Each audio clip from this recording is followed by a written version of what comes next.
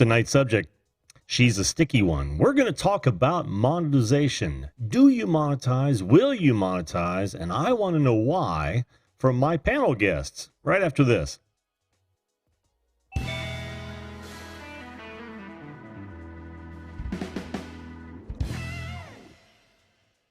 Hello, everyone, and welcome once again to the Video Call-In Show, that show that invites you to be a live video guest on this program to talk about whatever it is you want to talk about, be it the topic of the day, could be a personal promotion, it could be current event, it could be anything you want.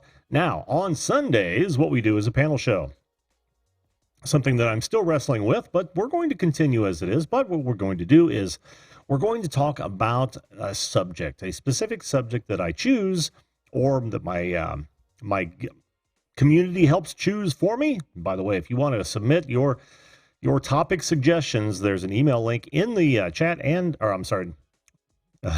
the description below, and my email address will be up on the screen here very shortly. Now, joining the show is real easy. All you've got to do is point your browser to zoom.us.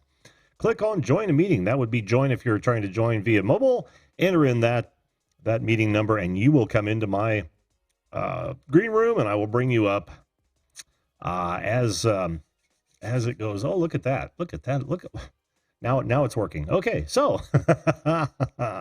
an interesting one tonight. I want to talk about monetization. By the way, if this is the kind of show that trips your trigger, by all means, make sure that you follow, make sure you subscribe, make sure you share, and make sure you hit that like button on your way out. And that would be at the end of the show if you like the show. I don't want you to like for the sheer fact of giving me a like. I want you to enjoy the show. I want you to enjoy these shows that I put together every Sunday through Thursday, 10 p.m. Eastern, for about an hour. The panel shows tend to go a little bit long. Thank you very much, Studio Geek. I appreciate that. All I did really was change it up a little bit. I added a few Studio Geek, by the way. Studio Geek 32 on YouTube has commented on my my lower third, which is just a little bit different. What I've done is I've added a few icons which indicate all of the social medias that I'm involved in. Not all of them. Not all of them. Oh boy, the deeper you get into this, the more social media outlets you tend to, well, I should say stake a claim. Now this is a good lesson on branding. When you do decide to start or do a venture like this, could be a video series, could be a channel, it could be on any of the platforms, particularly YouTube, because that's where this one started. What you need to do is make sure that your branding is consistent. So when you go to sign up for other social media accounts, try to find that same, well, here's a good thing. Before you even choose a name, go out and look and see what kind of competition you have. And if you can find a name that describes what it is you're doing or, makes sense to you, then what you do is you grab that on just about all social media platforms that you possibly can, whether you're going to use them or not. The idea is that if you do decide to use them, you own that property and you don't have to get off base. If you look at all those thingamabobs down at the bottom of my screen, all of them are Video Call-In Show. All of them are Video Call-In Show. And that is so that I can be found no matter what. If you do a search for Video Call-In Show, all one word, you'll see a lot of those social media properties pop up. That is part of branding. Got to add the new logo now. Yes, absolutely. Let's say hello, by the way, to the kind people who have joined us thus far. We have, oh, that's interesting. We have Mr. Lodak, which is bringing us GPS Go Prospector Space raid. Yes, thank you, Mr. Lodak. Appreciate that, Jared. Wendell Live, how you doing, man? Good to see you again. Sounds like you're off the road a bit. That's always nice. We've got Ohio Relic Hunter. Good to see GPS raid. Awesome, Jared. Thank you so much, and same to you, Ohio Relic Hunter. We've also got Tech for Your Needs. How you doing? Good to see you. Good to see you. Pixel Pia, teaching and learning. Good to see you, Pia. As always, Nugget Brain Peterson, welcome back to the show. Too shy to call in. Oh, I don't know about that, Nugget Brain. You've already been on the show once. Now, the thing about this panel show, and I should say panel shows for the Video Call-In Show moving forward, is I really want to tackle some some subject matter. And I really want you guys to get involved in that subject matter as well. We'll talk about tonight's here in just a minute. What else do we have here? We've got, of course, Studio Geek 32. How you doing, Sammy? Thank you for the compliments on the lower third. You notice that that rotating flaming logo. I'm just trying to get it to catch on fire, man. Catch on fire. Bearded Tech Guy, how you doing? I need to, when you're on the show, you again, I should say, I want to pull out my bearded tactical patch. Art is fun. How you doing? Good to see you. Mike Phillips, how are you? Good to see you again, my friend. Purple Paisley Planner, welcome to the show. Drone Kings and Darwin, how you doing, Brad? Good to see you as always. Jackson RC Aviation, hello to you, my friend. Hello, hello, hello. If I missed anyone, Outdoorsy Gallo, how you doing, Chrissy? Good to see you. I am still trying to put together a response to your last message to me, but thanks so much for that. Chrissy has been just an endless supply of show topics and all kinds of good stuff. Thank you, Chrissy. I appreciate that as always. You know that. Let's see. Have I missed any? Because now it's funny. Funny part about this is my compiler, my chat compiler is now working with YouTube as well. Isn't that strange? Okay, so hello, beautiful disaster. How you doing? Good to see you. Thanks for being here, guys. I do appreciate it. So, what I want to talk about tonight is monetization. As some of you know, I've surpassed the 1K threshold. Did that? I believe it was last week, and I've long since had the actually it might have been a week and a half ago, but I've long since had the watch hours. That hasn't been a problem for this show because I'm on so often. I mean that was almost a given, right? Now, what has also happened since the last time I talked to you guys was that I'm now monetized. That happened maybe a week. It was probably less than a week from the time that I actually reached the 1K, 4K benchmarks. And I'll tell you why that is, because some of you are excited about being monetized. What I did was, well before I reached either one of those platforms, I applied for monetization. And this is going to be real helpful for you guys who are below 1K and maybe below 4K watch hours. Go ahead and put in your application to be monetized if you intend to be monetized. I did it because I get the community tab. I found out, and I want to discuss this tonight with you folks. I have found out that the community tab is not worth diddly, but hey, it is what it is. It is what it is. Creator Spotlight Show, how you doing, Mike? Good to see you. Good to see you, man. I was just over on his live stream watching his talk about TikTok, which now I have an account. Talk about doing exactly what I said, and it's video calling show. Now it's not one of those cool little icons right here, but it is one of those things. So I have that. And I've actually got my first video up there. It's just a silly little video I took at Lowe's one day. Yes, you are. Yeah, yes, Chrissy. I was absolutely talking to you about you. You have really just gone over and above trying to help out, and no one appreciates that more than I do. Believe me.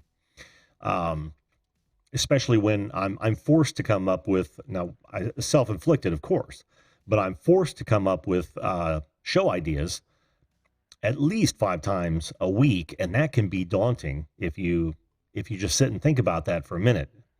It can really be really work on you. So it always helps. And again, my email address is right here, and all you've got to do is go into the description area to find out how you can submit your topic ideas. There are no, like questions, there are no stupid topic ideas. I may not use all of them. It just depends on whether or not I've got anything to say about them. Think about that for a minute, because I've got to have at least a direction to go. But I've been around for a while, so many topics have touched my life, or I have an opinion on. I am an old angry guy, and I'm going to have an opinion on a whole bunch of stuff. So, like I said, don't be shy about sending in your topic ideas. because I'll end up using most of them. Believe me, it doesn't take long before you start scrambling for ideas on this type of show format. Okay, having said that, I want to send out appreciation to those folks who have tipped me via PayPal. You can also do that via Subscribestar. It's a wonderful thing, and this takes a lot of time, and there's a lot of equipment that has to be purchased and maintained, and every little bit helps. I appreciate that, guys. I really, really do. So let's get on to tonight's topic, monetization. I became monetized last week, right after I got done with my Wednesday show. I didn't do a Thursday show because it was a holiday, and I was having fun. and of course, my stance is that I refuse to monetize until YouTube can show that they're worthy. What YouTube has done in the past, and this will probably pull me down in the search results as well, but that is what it is. YouTube has in the past judged content creators for more than the content that they create. In other words, they're subjectively judging these people for acts that happen off the platform, acts that are not against the law, just against their their value system or their beliefs. And I find that to be deplorable. How you doing, Jesse Mendez and Flash in Your Pan? How you doing, guys? Bud, hey, what's up? Welcome to the show, Bud. And I find that unconscionable. I can't in good conscience have YouTube make money on my efforts at this point. And I just it's a corner that I'm painting myself in, but it's a principled position. Now, I don't have anything against anyone who wants to monetize their content. I totally get why you would and all that. This is just important to me. It doesn't have to be important to everyone. I do not look down on anyone who has different opinion than mine. So think about that when we go into this conversation. Guys, you can bump right in. Make sure that number is okay. It should be. I don't think I've typed it in wrong. 694-425. Oh, wait. Oh, 405. Yes, and 633. Okay, good. Yeah, feel free to jump on. We've got one guest. I'll bring us up into a panel situation once we get at least two. Now, Posh Notions, how you doing, Bonnie? I missed you. I'm sorry. You got, uh-oh. So the Beer Tech guy got an ad before the stream. Now, I've got monetization off, and I've got effective. You notice on my channel page, I have no featured channels because that elicits ads as well. But I've also told them not to run ads. I bet what they've done is they've turned that on. Okay. Well, thanks for letting me know, guys. I mean, this is serious to me. I'm not gonna sit here and bullshit yet, but if they're running ads on the channel, thanks for letting me know, because now I've got to go in, and I will, as soon as this show's over, I will go in and find out how to turn that off, because I believe I can. If I can't, we'll have a different discussion about that. If you guys know whether or not, please jump up on the panel and let's talk about that. But tonight we are going to talk about monetization. We've got 3 people in. What happened, Mike? Jump back on, man. But we will admit the 2 that we had thus far. I will hide myself. All right, hello, there we go. Hello, Easton. How are you, man? Good. How are you? I am good. Okay, good. These things have headphones or have mics. I was not sure if they did. These things have mics? Headphones. Oh, I see. Yeah, they're the new ones you got, right? Yep. Oh, very good. Very good. Oh, there's Mike again. Okay. Waiting for. Well, I have some awesome news. Hang on there, Easton. We've got a couple people trying to join here, and I got a juggle here. No camera tonight, Easton? No. Okay. Make sure, guys, that you have the YouTube video muted and you're listening only to Zoom. Oh, there's one. Okay. Because I can hear myself, and I don't know that I like my own voice. Who does like their own voice? Am I right? It doesn't bother me unless it's like one of my old videos from whenever I was younger. Yeah, a lot of people don't. A lot of people don't like their the sound of their own voice. I have the voice of an angel. Mike, I have to agree with you, man. I'm just kidding, man. That's a good topic. I think that's a good topic. Yeah, I'm glad. I was hoping, like I said, to bring a little order to the chaos that is normally the panel shows, so that we can actually, talk about real stuff. Hey Jim, What, Easton? I have some awesome news. Oh, by all means, lay it on us. So for my birthday on Friday, I Mhm. got a brand spanking new phone. Cool. Nice. Awesome. Cool. What'd you get? It's the iPhone XR. Oh, nice. Very, All very my good. friends want to kill me now since I have it. Well, of course they do.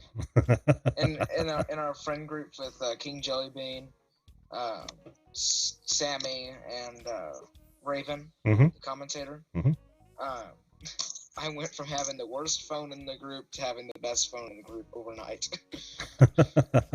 It was awesome. Well, that is how it happens. Everyone needs a moment in the sun, Easton, and you deserve that, man. You deserve that. And it's awesome because it has GarageBand and all the softwares that the iMovie and all that kind of stuff. So Yeah.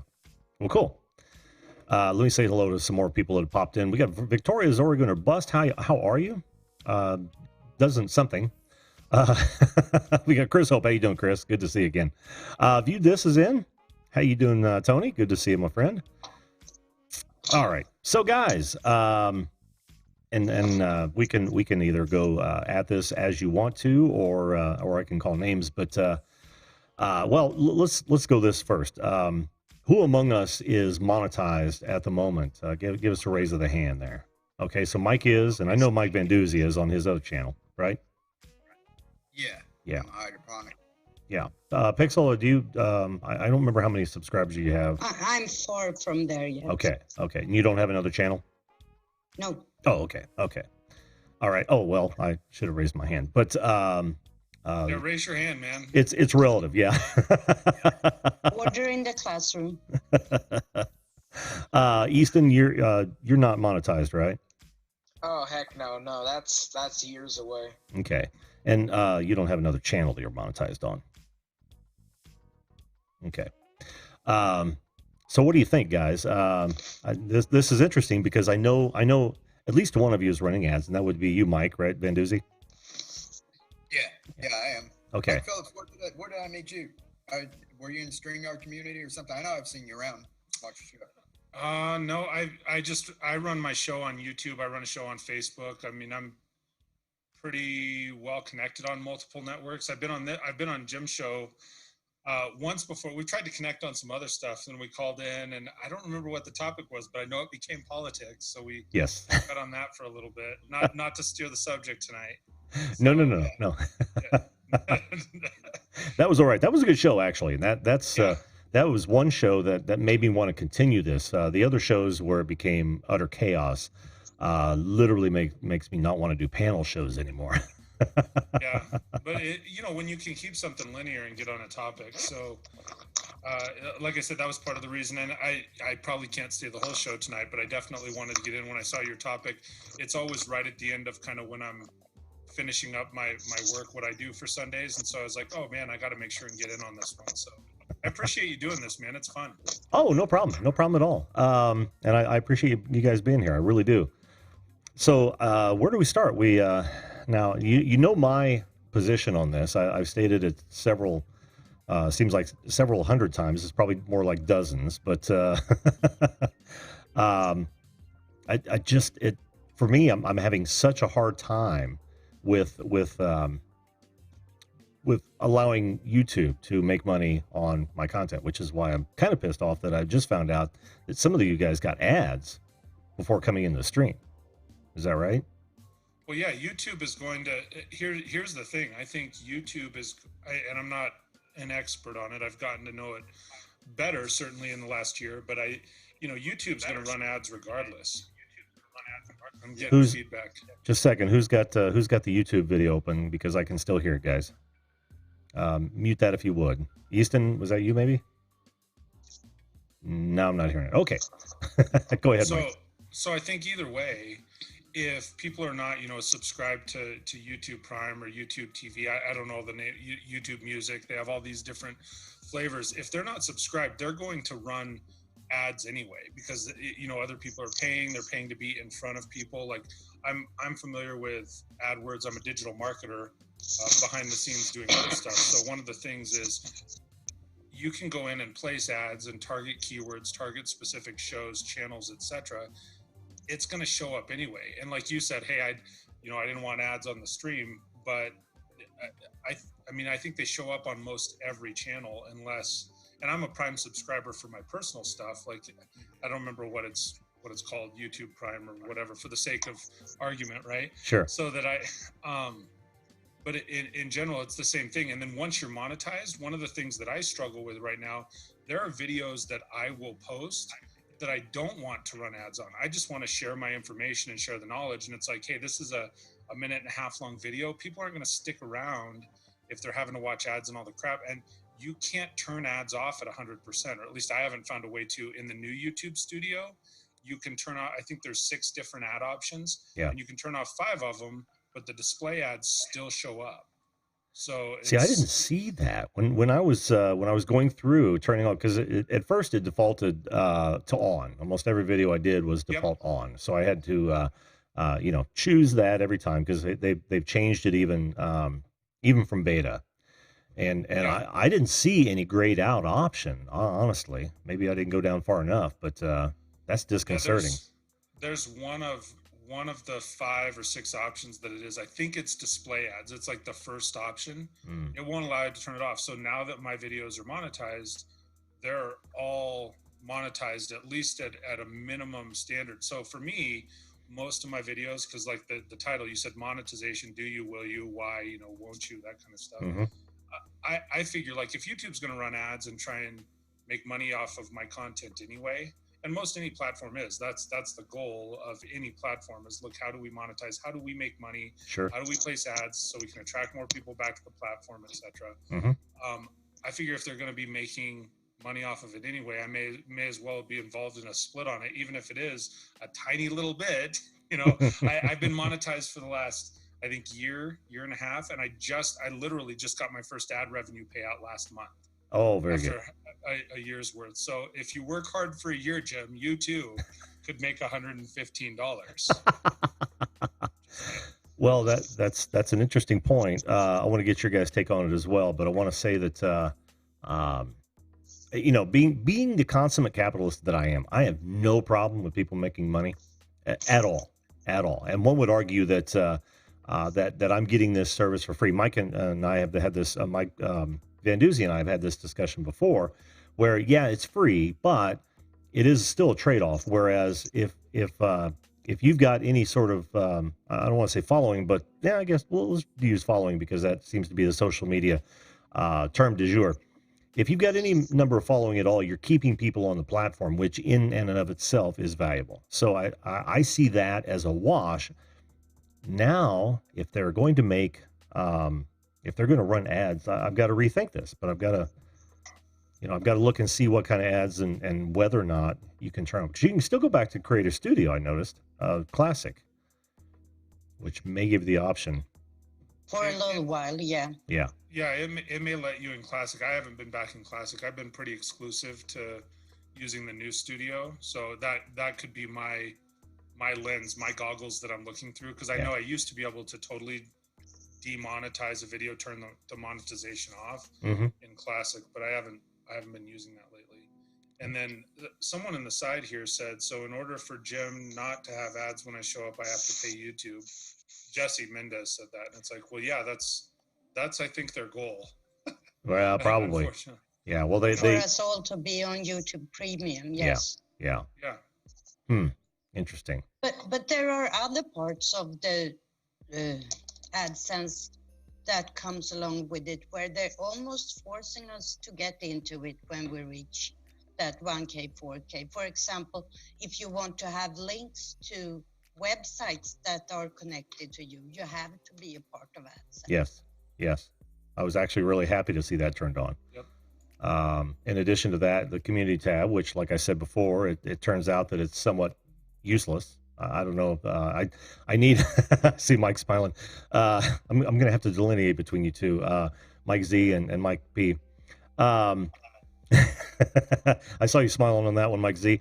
And that I really want to hear your guys' experience with the community tab, whether or not it's done anything at all for you, whether you even use it, that sort of thing. Mike, I use Z. it. Oh, go ahead, Mike Oh, P. I'm sorry. If there's any silence, I'm never afraid to talk, man. Well, I saw you'd muted yourself, so I went to Mike Z. Mike Yeah, Z, can we hear you? Can we get a mic check? Oh, okay. Testing. Good. All right, So Mike P, I've if you had something to say, go ahead, and then we'll ask Mike Z. ZNP. So I have used it. I haven't seen a big influx. I have seen some other creators that have used it and been using it very successfully. There's some other people that I'm connected to, some that are, you know, smaller creators, 2,000-3,000 people, similar in size to myself and so forth, that if anyone here is, or I don't know if you are, Jim, connected to Leela, she does like Adobe Premiere tutorials and that kind of stuff for the most part. Yeah, I don't think I am. She's got a relatively small follow, and when I say small, it's 3,000, I think, people. Mm-hmm. She uses her community tab and she'll get 50 comments, man.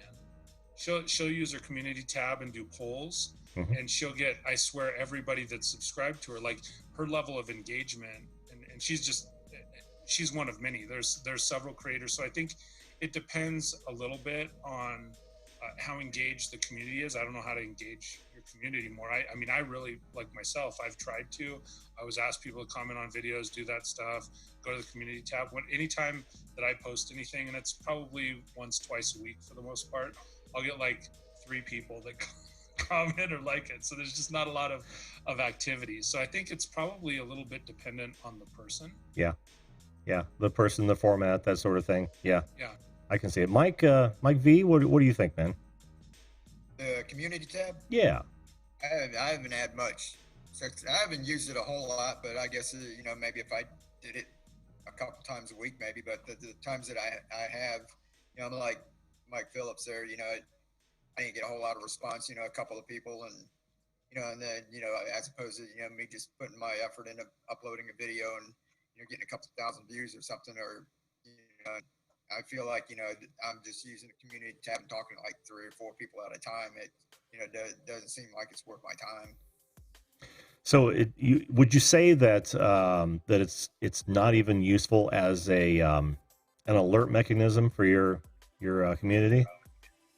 I mean, do you look at a lot of the stuff? I mean, when you look at your feed and you go to look at stuff on YouTube, do you look who's posting, like, you know, do you look on your desktop or your phone? Mostly on your phone? No, it's mostly on my desktop. But you know, when I go, on my YouTube homepage, I definitely see that, and you know, you're only going to get about 4 different ones at any given time, which kind of is somewhat distressing, because I think the average user wouldn't know how to find the other ones. So YouTube is deciding which ones you see. But I know that when I do see them, what I do is, if it's interesting to me at all, it usually launches me into action more so than participation. You know what I mean? So like if they're telling me that they've got a special show coming up, then suddenly, you know, I'm going to set a reminder for it or something. But I'm not going to interact with the community post itself. If they tell me they can't, you know, go on that night or something, or whatever it is, then I'll you know, go by that, and maybe a poll or 2. In fact, I just did a vaping poll on one of my community tab, you know, show ups. But I don't think I've commented, but maybe once, or any other interaction, maybe except that poll and then 1 comment. But everything else has been a call to action that I've taken if it was important to me. I think it is just like Mike P said. It depends on what your channel is, because I'm looking forward to the day when I have a community tab to follow up on the type of videos I do. You can have more intense discussion, I believe, in the community tab than in the comments to the video itself. Yeah. Well, I think the comments to the video, like when you post a video, you put your time, your heart, your soul into it. You have a very linear piece of discussion. Like, hey, we put this video up on whatever it may be. Like for me, leadership, right? I put a video up on how to influence people, and here's 2 tips. Most of the comments you're going to get are going to be pertinent if they're normal human beings to those two tips, you know. Whereas the community tab, to me, the way that I see it, and again, channel dependent, it's a little more non-linear, you know, where you can post more random stuff and people are having better two-way conversation. It could potentially be more engaging. I'm not there. I haven't got to experience that yet, but it is one where I think, you know, and then like you said, Jim, with the polling, you know, hey, what should I do my next video on? I've got this, or this. You get people that they feel like they're a part of something, so then they'll participate. Mike, you want to chime in on that one? Or I'm sorry, Mike V. Yeah, I agree with what he was saying in that, and like the other creator he talked about, Lila. You know, she came on. She's real personable, and people, you know, love her, and she grew like to 1K like in no time, and she's only been on here, you know, a few months, probably like 6 months or something. Wow. You know, and she's actually went out to VidCon, met a lot of them out there, and you know, so she's real engaged. So I can see her, you know, people getting on there. She can just tweet, you know, and everyone jumps on there to comment about it. Yep. But me, nobody wants to hear what I got to say after my video comes up. You know, I just answer a couple of questions, and it's like, all right, you know, on to the next video. Mike V, I'm feeling you, brother. You know what I mean? It's I don't think we're going to be those young female influencers anytime soon, and I'll let everyone else figure out why that is. Speak for yourself. Well, Mike, you might. It's 2019. You can be anything you want to. You ready to head off down a rabbit hole? No. Pause. Let me say hello to Baby Girl Mining Company. How are you? Corbin Comedy Connection, or Connection Comedy. I'm sorry. Hello. How are you? Andrew Push. All right. I guess it could be either one. Andrew or Xenia. Push Studios. How you doing? Good to see you guys in here. And thank you, by the way.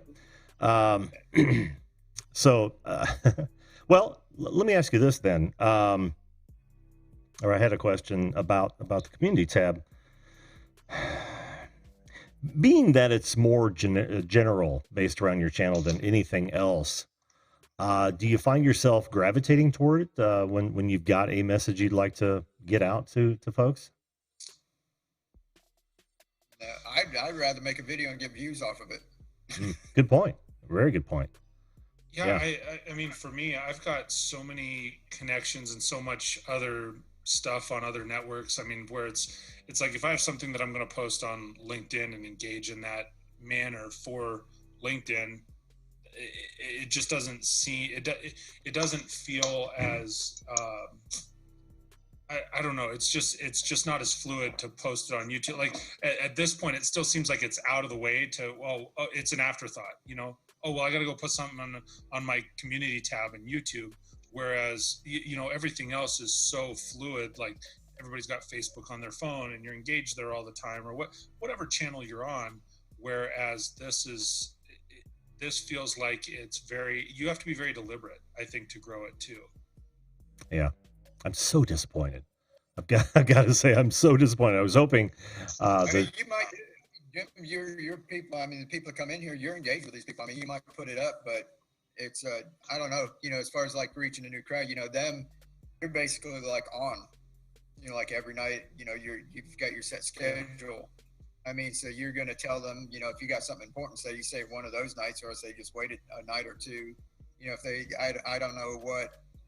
You know, your community tab, unless YouTube was pushing it out in front of like organic traffic. Yeah, I don't know how they push it out. I don't know what they do to push that out, because Jim said it earlier, like you only see 4 or 5 people and then you got to scroll to the right and so forth. And so it's like, mine's always like Roberto Blake, or yeah. You know, I have like big ones in there. I have like peppered in like 1 or 2. Yeah. You know, always like that big one's like.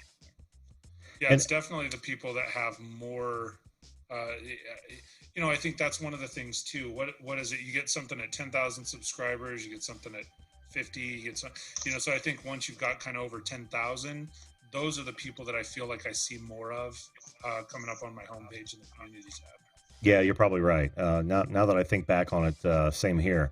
And I would also say that sometimes, not often, but I have gotten, I want to call them notifications because, they show up at random on my homepage from people that I haven't subscribed to, but I've watched some of their stuff. And maybe it's a call. It's like, okay, maybe you just forgot to, and we're going to give you some more information on this creator, that sort of thing. And if you continue to ignore it, then they probably fall off. But have you guys ever experienced that? Probably, but I don't know that I pay much attention to it. The ones that show up, it's like Mike. Is it Mike Z or Mike V? Mike V. V. As long as you're smiling, you can call me anything. Well, he's got both in that last name, so it could be either. So it was like you had said before. Like I see the ones, and it seems like the ones that I frequent more. So Roberto Blake, I'll see Leela's stuff show up. I'll see Sean Cannell. I'll see other people that, and especially ones that I've engaged with more recently. I can't say that it's been ones that are people I'm not subscribed to, or if it is, I haven't paid much attention to it, and probably because it's like I'm not subscribed to them, it didn't mean much. I just went in and looked, and the ones that pops up for me are the channels that I have been active on, leaving comments or being active in a live stream. Now, Pusa Studios gets good engagement on theirs, I think. Yeah, I see they use it all the time. Yeah, they do. And I notice a lot of creators, like Mike P was talking about earlier, a lot of creators use it quite often, which is why, as a community tab noob, which is why I'm asking all these questions of those of you that have them. Yeah, I feel like you just have to, I mean, the biggest thing for me, and I'm not consistent with it, so I'm like, for me, I'm probably not a good example. I think it is something that it has to be deliberate. And if you look at a lot of, even like the social media posting tools, Hootsuite or Buffer, if you have something that you're like, hey, I want to get this message out, I'm going to post this one thing and I'm going to send it out to 5 of my social networks or 7 of my social networks or whatnot. YouTube is its own ecosystem, so you're not going to send stuff to your community tab from any of those. So that's where I'm saying, like, if you were deliberate with it and you said, okay, look, I'm going to post one post every day on my community tab, I would imagine that in the long run, and who knows what the time frame is, we could make up a statistic on the fly, but why not? Everybody else is. Yeah, like if you did it every day, probably 71% of the time you would see it'd work 100% of the time. Yeah, but I can see how you use your other social media to draw people to your community tab. I post on Facebook and Twitter and everywhere that I will have this poll or this discussion going. Come take part on my community tab. And that's how you draw people from the other platforms to your YouTube channel. If there's some exclusivity to it. So it's like, hey, listen, I'm doing this poll on my next video, go to my community tab, and you posted that same question across Instagram, LinkedIn, Facebook, wherever else, Twitter, and sent everybody there. So that was the only place they could go to interact. I could see that being beneficial too. That'd be a neat way to do. Hey, that's how you could start getting show ideas, Jim. Right? Hey, listen, I've got these 4 show ideas. The only place you can vote on them is here, and you put them out to... That's actually a great idea. And one of the things that I thought about when it came to that, well, that and my first poll was going to be whether or not I should continue panel shows. And if they continue to be this way, I'm going to continue to do them. Yeah, you should, man. Yeah, They're but awesome. because it's kind of a change up, and I don't know if Andrew would agree, but they're a departure from my format because I like the one-on-one. But it's really nice to have a group to discuss these sort of issues with. By the way, welcome to the show, Andrew. How you doing, man? Doing good. It's been a while. How are you? I'm just fine. It has been a while. Good to see you, man. It's really great to be up with you. And right off the bat, hi to everybody, of course. It's great to see you all. Hello. Hi, everybody. I love what you said about panel, and you're right. When they run good, you know what? There's some amazing conversations come out of it. I don't want to name drop. There's one guy, Bearded Picker, that you guys have probably met recently. Mm-hmm. He does a panel, and that's what it is. Like when you get on a topic and stay on a topic, the conversations can be spectacular. I'm horrible at panels. That's why I didn't want to go in them. I can't wrangle them for the life of me. I don't know. Hats off to anybody who can. I feel like I'm at the OK Corral and I open the barn doors all the time. But I was enjoying this. Like, I mean, what great perspective. Everybody has a different perspective of it, of a really good topic that hasn't really been covered very much. I was really enjoying it. That's actually why I wanted to come up for a few minutes. Well, that's cool because I think you've got a lot to add to the discussion. Honestly, I mean, you happen to be beyond the 10K threshold, like Mike P was just talking about, which affords you probably a bit more features, flexibility, that sort of thing, as a creator. Yeah. But it's a perspective that we don't share, right? Yet, and I'd love to hear, because we were just talking about how you utilize the community tab. I'd love to hear, pass, fail. What's your assessment of the community tab? I mean, anything is a perk. I mean, I honestly believe that's one thing. Whatever's thrown at you, you got to turn it into something. You know, otherwise it's just a wasted opportunity. So we definitely have been utilizing it. We didn't at first, but I feel it's got benefit to it, but it's a weird thing. It's almost like, you know, on Facebook, we always say, like, don't post your link to your YouTube, post an image because it doesn't want to push it. Mm-hmm. It's the same way with links to any show you got going on. It is horrible at pushing them. Got to do the exact same thing, put an image and then put the link into it below, or otherwise it gets no traction whatsoever. Mm-hmm. And I don't know why. It's its own platform. Why it would follow, but it's the identical marketing that comes with Facebook. Yeah. Well, I wonder if it's that they can immediately recognize that you're pulling somebody off the platform with, you know, a link to the, if you just link straight to the YouTube video, even though. But I mean, the community tab is doing the exact same thing. I get it on Facebook. I don't understand why the community tab is working that way. Oh. Now, if I put a picture of my kids, 250 views like that. If I put honestly, just Xenia and I, like we're out shopping, we can get 200 views. If we put up we're gonna have the wheel tonight, or we're gonna talk about this or that, unless we plan it 4 days in advance, it gets no traction. Oh yeah. Yeah, I've seen that same thing, because I'll post, like when I'll post a new video up, that was how I was thinking to use it. I was like, oh, community tab, right? Hey, I got the community tab. This must be a cool new thing, right? So I started posting miscellaneous stuff, and then I post a new video, and I'm like, hey, here's my new video. And it's like, oh, 3 people liked it, right? Yeah. They all like the fact I put my dogs on there, right? I got 50 people that like my dogs, and 3 people that want to watch my new video. So I agree with you. It doesn't make any sense. Careful, Pia. This is a family show. You're about to get demonetized. I'm about to get demonetized. This is a miscast. Yeah. Oh, okay, we're good. She didn't have her headphones in. I know. That's perfect. I was wondering why we didn't get any reaction until she picked it up. We were a little worried there. We're trying to say I was a family show. No, I was just a little overheated. I get it. I totally get it. Being around all us studs. Yeah, that's why. That's why. So much for vigor in any of us, really. I don't know. Yeah. Hey, I'd like to ask Andrew. It's the beards. Yes, that's right. Yeah. Go ahead, Mike V.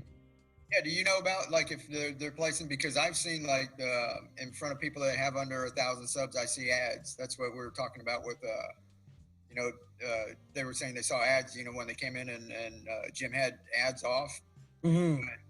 YouTube still, basically, obviously not in-roll, ads or anything, so maybe a pre. Yeah, definitely. Yeah, pre-show ad.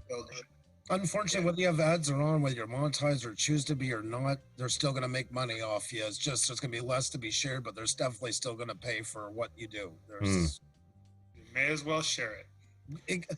Anyway, the only time you're not going to get ads is when you've been ghosted. That's when you're 18 or over video, and basically then you're shadow banned anyways, so they're not going to waste their time. Yeah. Sad, but it's the truth. Yeah, it is. Now, let me again, guys. I'm a monetization noob here, so I'm depending on those of you who have gone before me.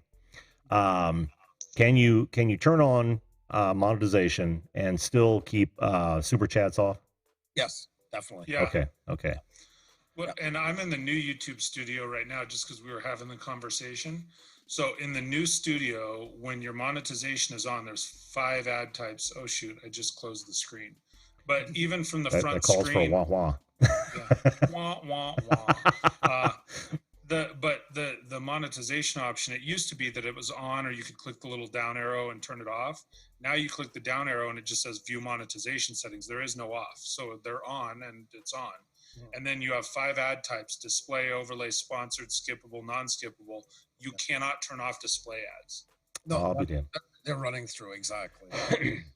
You can add extra if you want, but the minimum are going to be there. That's their way of looking like you're on here. So I'm not saying I agree with them.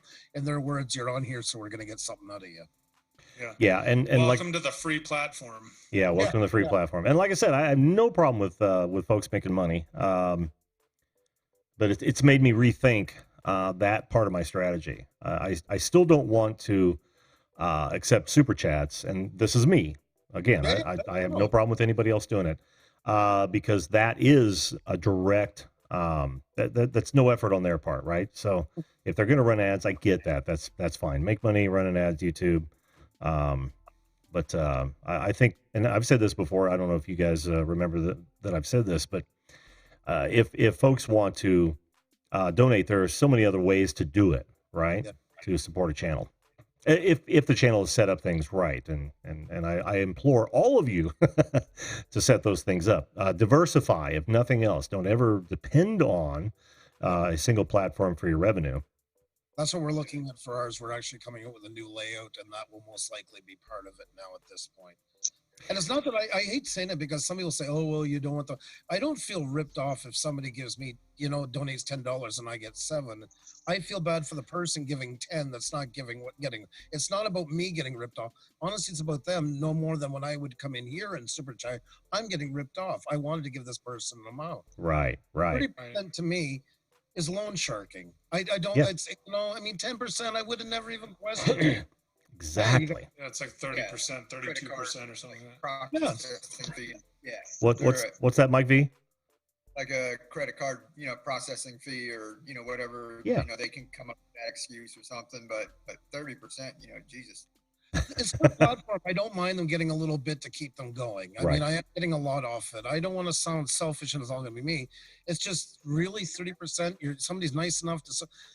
I look at Super Chat for us as PayPal or anything. We're like buskers right now.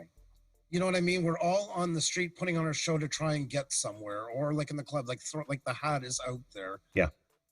I don't want it to ever become the main source of income for my channel. I mean, any good channel to me is on the way towards looking at something eventually it'll be. Always maybe super chats in the mix, but your main priority should always be looking at eventually being sponsorship. Yeah. You know what I mean? It shouldn't be the grassroots. Okay, for the next 10 years, all I'm going to do is just be based on super chats. That's where it begins and ends. To me, that's a failed attempt. Failed business model, right? It's a flawed business model. I would say not only sponsorships, but channel memberships as well off the platform. Yeah. Yeah, imagine going to bank manager. Listen, I got a business. You're going to love this idea. I got an idea. Every night I'm going to go on and we'll see what people throw at me. Right. You know what I mean? I'm ready to write all your dreams. Go ahead, did any one of you see Ian Corsine and Robert Blake's collaboration today? Or was it yesterday? They did one on the channel. The one they did on Ian Corsine's channel is, or if it was on Robert Blake's, is very interesting, where Robert Blake talked about it's time for creators to start thinking about YouTube as a business. Mm-hmm. That's been Roberto's stance for a long time, though. It has. Yeah, but they talked about it in what will happen January 1st, and he went into several things. They're really interesting discussion. I would guess, and Pia, I saw that come across my my recommendations, but I hadn't had a chance to watch it yet. But I'm going to forecast, since you've already watched it, maybe you can tell me if I'm right, that he's they're talking about because we've always said you should be looking at this as a business, but now they're probably talking about incorporating. I mean, you can incorporate as an individual in your locale and run yourself as a business. And what that does is that removes some of your personal liability. And if you get sued for your content, then they sue the business. They don't sue you. And if you've set up your business right, limited liability, even an S corp to some extent, C corps are not as protected, but they're not really for individuals anyway. Set yourself up as one of those, and it gives a little bit of insulation. Is that what they were talking about, Pia? Because that's what I assumed. A little bit about that, but he also talked a lot about the diversify. Oh, okay, yeah. What you can do. Yeah, he's talking about the mentality and the diversification. I'm an LLC, so my channel, everything under both my name and my business they're both protected under an LLC separately from my individual stuff. And I'm an S corp. I've been an S corp since '98. So every bit of revenue that I would glean from this effort would go straight through the business. Mm-hmm. Absolutely. Yeah, mine's since 2008. So same sort of setup. Yeah, I got a few years on you, Mike. A few. I'm getting more gray in here, though. Oh, it happens, man. Yeah. I mean, embrace it. Can I ask you guys a thing that is beside the little off topic monetization right now? Yeah, because I experience this when I go to Pusha's channel. I experience it here now. As soon as I try to write something in the chat, the video goes back to the start. It pauses and go back to the start. I don't know what is going on. That's weird. I don't know. What are you using? You using Chrome? Yeah. On what platform? Laptop, desktop? Yeah, on a phone? Laptop. Yeah, on a laptop, Windows. That's strange. You're trying to watch you're trying to write a comment, or you're trying to participate in the chat? I'm trying to participate in the chat, answer somebody in the chat, and the video stops playing. And I have to restart it. And it has been going on for a couple of days here now. Have you heard it from anybody else? Or is it just me? Yeah, I haven't had that problem. I haven't either. Have you installed any new extensions into Chrome in the last couple of days? Nothing? Yeah, those will kill you. Nothing. No. Just the same old Google extension. Oh, two budget.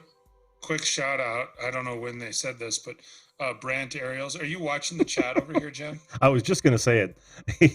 I won't steal your thunder. It's your show, bro. Oh, he said that's perfect. It's a great band name, Pia and the Graybeards. That's awesome, Brant. Oh, by the way, Brant, you're going to want to check out and subscribe to our new video. It'll be out next week at this time. Mike's playing the glass. I'll be on percussion of some sort. Watch this. I was waiting for it. I do want to say hello to a couple new folks that's popped in. Jelly Duck 100, how you doing? Good to see you. I'm Spangies. Spangies? Is that how it is? Welcome to the show. And Donnie, whereas Donnie Black's been here for a while, and I hadn't had a chance to say hello. And of course, Grumpy Vlogger, how you doing, Lloyd? Good to see you, man. Good to see you. All right, back to the show. Well, it's got me rethinking this. Go ahead, Mike V. Without exactly like numbers, I think Andrew would be better for you to like talk with like about monetizing, because he runs a live show, kind of like you're doing. Like my channel that's monetized is, basically just uploading. If I ever do a live, it kind of kills the traffic in that. Yeah. But it's mine's getting, without me doing too much, it's like less than, I'm almost to about 20K, but I'm getting about close to like 50,000 views like a month. Mm-hmm. So as far as like ad revenue comes in, if you're doing like live streams, I don't make any money on. I'll go on and answer some questions and that, but nobody, I get some trickle in, afterwards. Yeah. But like video I just dropped like the day before Thanksgiving, it's been getting like about 2,000 views a day. Nice. But then I drop a video and do like a live stream in between, that just kind of dies on the spot, after it's done. Mm-hmm. Mm-hmm. But, so as far as the traffic, like these people you see out there just grinding and, they're going on live and going, I need to get to 4K, and that once they do, they're not going to make any ad revenue off of it because they're not going to have any views. Or, there's until YouTube stops the live streams and says, gives you a little warning and says you need to pause because a ad is coming up, like TV does something. Live streams aren't going to make any revenue too much. Most of the ones that are out there, like Booster Studios, they have like context in there, and their content. People actually come back. I don't know how many you get afterwards, Andrew, but I know I've watched like some of yours, a little later. But some of these other people are just in there, turn on the camera and just like bullshit for an hour or 6 hours or whatever. They're getting up to that 4K, but nobody watches it after that. That video is just like dead. But so I don't know, Jim, as far as your analytics and your views and watch time, I have no idea what yours are. It might not be worth, the trouble, if you say you don't want to monetize. But, like I said, most of mine is just from pre-recorded ones. My lives, I don't make any, money off of it. Yeah. Well, monetization is important just to cover you. Like right off the bat, I tell people to monetize you if they don't want to, just for the simple fact you have access to a rep. And there is times that has helped us where if we didn't have it, I do believe that's worth its weight in gold. It's almost like benefits when you work for a company. Oh, well, I'm not making the pay at the other company, but at least I got my benefits. Right. They're not always the most, but they have gotten us out of some pretty bad jams. I got to say they have. It's been worth it, just that alone. Yeah, and you have had some jams, so I can see where that would have come in real handy. Yeah, but I think we were on a first name basis with the last one. They finally switched us to a new one. So it passed you off, man. It's like we either wore it or welcome, or they put us to level 2. But whatever happened, enough of that Pooza character. You can have him, new person. We know PewDiePie, we know Fuji Studios. Not they're as big, but there's much trouble. So there you go. They have been pretty good to us. I gotta say, without them, there's time. Even last year, I had a video. My daughter went to camp for the first time. I did a little live stream with her, which I usually don't do. Didn't I go and delete it the next day by accident and felt like the worst father in the face of the earth? I put her on the bus, come back home, went to get rid of an old live stream and deleted that one instead. Oh, no. I felt lower than dirt. You just put your daughter on. Literally, she went on 45 minutes before that, go home and did that. So, and they were the ones who got it back. If we weren't monetized, we would have never got it. Just that's cool. Like that. So, yeah, let that be a lesson. Let that be a lesson to everyone. Once it goes up on the internet, it's always up on the internet. Exactly. Yeah, there is a server somewhere that has that in storage. Exactly. Well, that's good, though. Yeah. I mean, in certain instances, it's good. Mike, when you were talking about live streams a minute ago, I think it depends on what the content is there, too. Because, like, for myself, for my channel, some of my highest viewed and highest paid out videos have been live streams. But it's because for my podcast, I do an interview show, and it follows a specific format so that it can be evergreen. Right. So it's like, hey, we're going to talk about this is linear. We're going to talk about these pieces of leadership and motivation. And then I'm interviewing that individual. I send the links and stuff to them so they can send it out to their email list. So for me, my live streams have been some of the highest return. Granted, anymore, where I'm at now, I much more enjoy the produced content and trying to figure that out. And it does. So I think there's a balance. It does create more consistency, but I think it depends on what it is. I know what you're talking about, where people are like, "Oh, hey, I'm gonna stream and I'm gonna go live and I'm gonna stream this website." And it's like when Mr. Beast was doing Team Trees, right? And everybody latched on and was like, "Yeah, we're gonna live stream the trees going on." And it's like nobody cares, man. No one cares, dude. You're just trying to hit your number. Like the only people that cared were the people that were watching the Mr. Beast site, not all of the spawns of Mr. Beast. They were hoping it was going to be like another PewDiePie T series. Yeah. Onto it and make a fortune. And it's, yeah, it doesn't work. Well, you're way more organized than me too. It's not, I do like a Q&A, then I'm lazy. Yeah. I don't go back and like timestamp and so when people click on, they're like clicking around trying to find, questions and answers. And I know that I could take the time to do it, but all the other crap that I'm doing too, I just don't. Sure. It makes a big difference for watch time. It really does for return visitors and new ones to watch after. Once the timestamps are there, it definitely brings in a couple more views. That's for sure minimum. Yeah. I'd agree. Well, or what often, just for anybody who's watching or anyone here, and it was Andrew, you probably do this, is like when it is Andrew, right? Yeah, that's right. You and I hadn't met prior. So one of the things is like, you'll get a live stream that's like 30, 40 minutes maybe, because my average stream is about 30, 40, 45 minutes. Mm-hmm. Oftentimes I'll take and do a recap or two off of it. Like, hey, here's this section that's 5 minutes. I can edit it. I can put in some of the stuff. I can caption it and do that kind of stuff. And then same thing, I can maybe pull. So I've got my one stream video, then I may have 2 or 3 other videos that can come from it too. So there's other opportunities there that work out. That's exactly what we're doing, but we're doing a separate channel for it, and it is coming out, and that's what it's going to be, kind of like a number 2, because we live stream way too much to do uploads. It's just not worth it. They get buried in the numbers. They don't get any push. And people say to me, oh, I miss the days when you used to edit and stuff like that. But why? So I can do it and get 200 views maximum. And I'm not trying to snip, but I mean, if you're used to getting, 1,000 or 2,000 on, it's not worth it. It's too much. We do too many live streams where our channel's market as a live stream through YouTube's eyes. So we don't get evergreen growth. We get a high shoot and a quick drop off onto it. Yeah. That's an interesting perspective. I wonder if on some of mine, because I have a second channel, like I said, I have 2 LLCs. I wonder if I should split it and say, hey, here's the content, here's just a different perspective. Jim, you're bringing people together, man. That's awesome. That's what this is all about. And speaking of bringing people together, hold that thought, Andrew, because I do want to say hello to Scott Victor. How you doing, Scott? Good to see you. Josh and Cal, great to see you here. Purgatory Paranormal, Cynthia, awesome to have you here. And Rick Halliber, welcome, guys. Appreciate you being here. I really do. We're talking about monetization as if the title wasn't enough. And go ahead, Andrew. I think you had something to say after that, particularly. Yeah, and also I'm actually kind of like Jim's format is a great example of it. Except we're just doing it on. It's going to be doing a separate channel.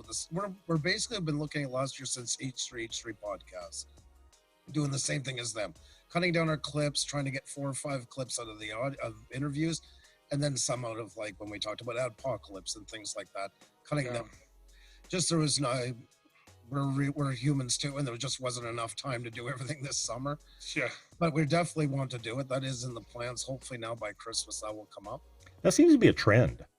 People starting second channels for, changing their content up just a bit. Some people are going completely. Yeah, I know. I don't have time for this channel, but people are streams because we're always hustling with them. You have to be, because they have no evergreen growth to them.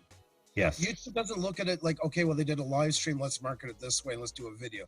Can I bring up an example? Sure. Fanatic. I was watching him for a couple of months. He knew that we were talking.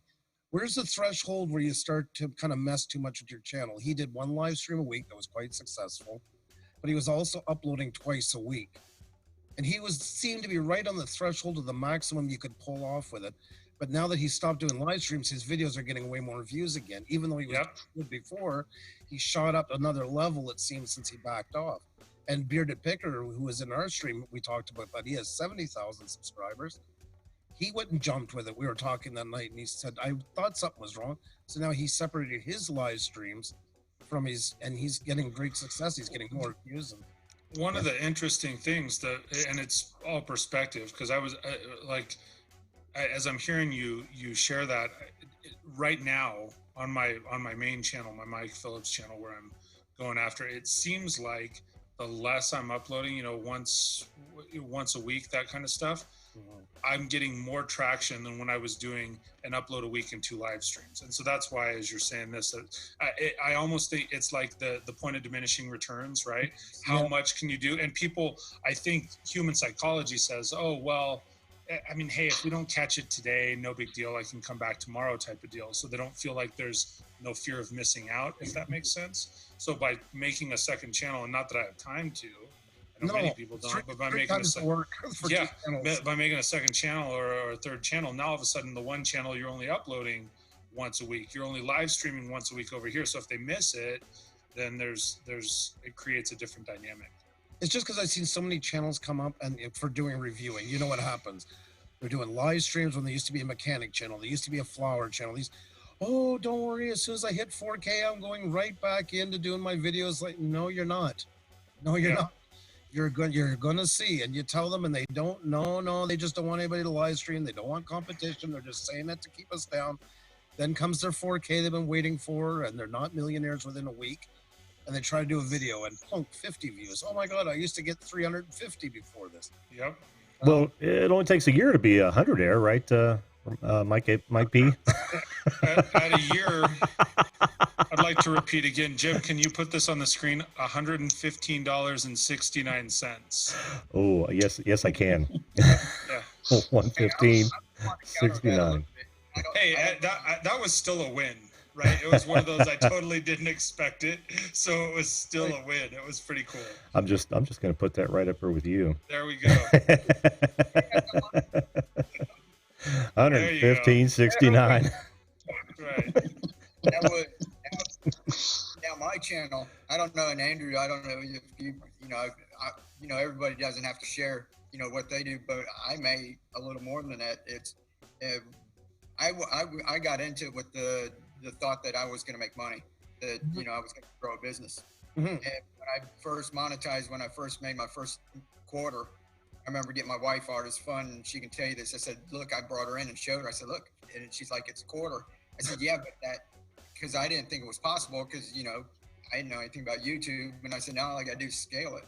And it's very beginning, that first quarter, I was excited. But within a month, I was making over $100, within a couple of months. It didn't take like half a year. And then 3 or 4 months from then, it was over $200-300. And it's not. So the only thing is you can't depend on it, that it's, the side money that gets deposited in your account. Because you get letters from people. Literally, one guy said, I have $700. I quit my job. He goes, I gave my 2 weeks in. I got 700 some subscribers. I got my first one. I'm quitting. I'm going to be a YouTuber. And the shivers come down my legs. It's like watching somebody bet in Vegas on their last 5 cents in the slot machine. Yeah. It's terrifying. It's terrifying. Oh. That's what I actually went on last night, and that's one of the first things I talked about, because I wanted to show people. I took a little, screenshot of my phone and showed them, they're grinding out, trying to get 4,000 hours in a year, trying to get monetized. Yep. And I screenshotted mine that I got, and it shows, I can pull up my analytics, and it shows I'm getting 4,000 hours of watch time in 28 days. Right. Yeah. And I'm not making a ton of money, so if you think you're going to do it in a year, like you said, you're talking about $10-20 a month. You'd be grinding. You want to be on there 8 hours a day, live streaming and that. Yeah. That you got to get a lot of views. And I think my CPM's a little higher than most people because I'm niched. Yeah. It's more specialized ads. So the people who are doing like generic vlogs are going to get even less. So that's the kind of volume you got to be doing to be making any money. And like you said, that's in addition to all your other revenue streams. So it's nice to have an extra couple hundred on top of it. Well, yeah. But it's, I'm not at the point where I'm quit my job and no. I do want to interject here really fast. I heard that it was against the rules, for lack of a better term, to actually show how much money you're making on YouTube. So you can't go into that part of your analytics and show it on the air. Is that right? It is. Yes. It is Okay. technical. I wanted everybody to hear that in case they, on a wild hair on a live stream or something, they decide to pull up their analytics. Don't do it. Well, and Show the your thing money. is, I think both of these guys have said earlier that it's like you have to look at what's your bigger picture, what's your bigger goal. What's the reason you're doing it? If you really think that you're going to make a living off of 1/100th of a penny from each view and so forth, you got it all wrong. Like for me, when I got into YouTube, it was like, hey, this is a cool bolt-on component that will complement me educating people on leadership and management. It was not about what's she moving over there? Yeah, we can hear every bit of that. Christmas. Trying to get a little cheer into the frame. If we could have a moment of silence for the Christmas in the frame. The Christmas lantern. but that's the thing. Like for me, that's why jokingly I was celebrating the payout last month, is because it's like that's not what I got into it for. Like that, yeah. I mean, it was just for the love of impacting other people, growing other people. Like everybody has their own reasons, But if you think, oh, hey, I'm getting into it for the money, dude, you got a long road ahead of you. Yep. Yep. Which is why I've always said that I'm in it because I enjoy doing it. I literally look forward to this show every night. And if you know, if it comes, it comes. And I would love for it to, because I'd love to be able to do this for a living, but I'm not banking on that, right? No, exactly. Right. Exactly. So many people do. For us, I always said, you know what, if it becomes a decent side income as video and photography, it's not always constant. The winter's cold here. If it keeps me from doing a couple of crappy jobs going outside in the winter, then it was worth every penny that came out of it. You know what I mean? Yeah. It's not, it doesn't always have to be, I'm going to be a rock star. You can just say, you know what, if it adds something secondary in my life, hey, that was a big plus. Wait, hold the phone. It's cold in Canada in the wintertime? I know. Hell you say, son. Yeah, I'll let that sit for a second. I look at it like it's paying my internet, it's paying my electric bill. Right. Yep. I end up, you know, or you think, I mean, if I, you know, a couple of grand, you know, like $4 or $5 grand, I mean, that's more money you can put back into your channel and get more gear. Whereas where I wasn't doing anything before, you know, it's, you know, I enjoy it. But like Jim is a picture example of it. Like he just said a while ago, he did it for the love of it. He ever gets to a career into it, he would. Jim is when people say, you can say you have fun on YouTube, because this is a double-sided thing I get sometimes. And one part really boils my blood. The other part, I agree. It's okay to do it for the fun. We should be doing it for the fun, but still treat it properly. And I always compare it to like model railway guys. They're never going to get rich off what they do, but they take their hobby very seriously. And I find some are missing that point in that, oh, let's just be friends, so we're not going to do anything. We're just going to turn on the camera, or we're just going to have like the old expression, like the dog crapping in the back with a mustard stain. Yeah, I'm on. It's a grainy phone. You can be on here, enjoy yourself, and still do a decent job. God, you just let everyone know about my new video. You were going to I was waiting for that mustard. Damn, spoiler alert. You do. You put a lot of time in your layout. You do it. I mean, you have to enjoy everything about YouTube, even the analytics. You got to look at it as like a model railway guy. You can't just do it to watch the train go around. You got to enjoy building the set, in the wiring, and everything that comes with it. You have to enjoy the analytics. You have to enjoy getting better and learning from it and getting better at what you do, updating with equipment now and then. That's all part of me of the YouTube experience, is to get better like anything else, and not just kind of go around for 3 years. And they're the ones that come in and, well, I just got into it for fun. Okay, well, if you're having fun, why are you on a networking stream tonight? Why are you here? What the jig is up, you know? Yeah, your actions speak louder. Yeah, you do want somebody to see you, so why not at least give them something to watch? Right. Absolutely. And I do get some that throw it back, well, they're not watching me. Really, what is there when they get over there? Let's be truthful for a second. You have no banner. Yeah, all you have is a recent update. You haven't uploaded in 3 months, and what you did was your cell phone on a rainy night all over the place. But even if you get 4K, what's going to change? What's going to do? What all of a sudden you're going to find your passion for this? No, you want to say I'm going to get a lot of money from it. Let's call it. Yeah. But yet you're only in it for the friend. There's a lot of those mixed messages, and people have to be realistic with themselves and say, what do I really want to do here? Because to me, if you don't care, why not just watch it at home on your MPEGs and be here as a viewer? You'd save yourself so much headache. So much time, so much mess. But I am so and so about that, because I started as a challenge to myself to learn something new. But what I tried to do on my channel has all to do with education. Yeah. And I am a teacher that has been teaching in both Sweden and the US. And right now I can't teach because I take care of my handicapped sister. Exactly. So this is my way to get people aware of educational questions. But you're doing something. You're doing something. You're doing something. That's the difference. You're not in that category. You're doing. But the YouTube part, if I could do this, and if I could reach, when I reached 1,000, if I could go get my community tab and the link to my blog, to my website, I would do it without monetizing, because that's totally I'm totally uninterested in that part. Right. But I think you guys are saying the same thing, just in different ways. Yeah, so that, I mean, you have, it's an outlet for you. It's an opportunity to grow. It's something because you want to grow at it, and it's an outlet. You want to be good at it. It's not, it's just, it's the same driver for everybody has a different scoreboard. Yeah. Some people scoreboard, hey, I'm keeping scoreboard in 50 cents and dollars at a time.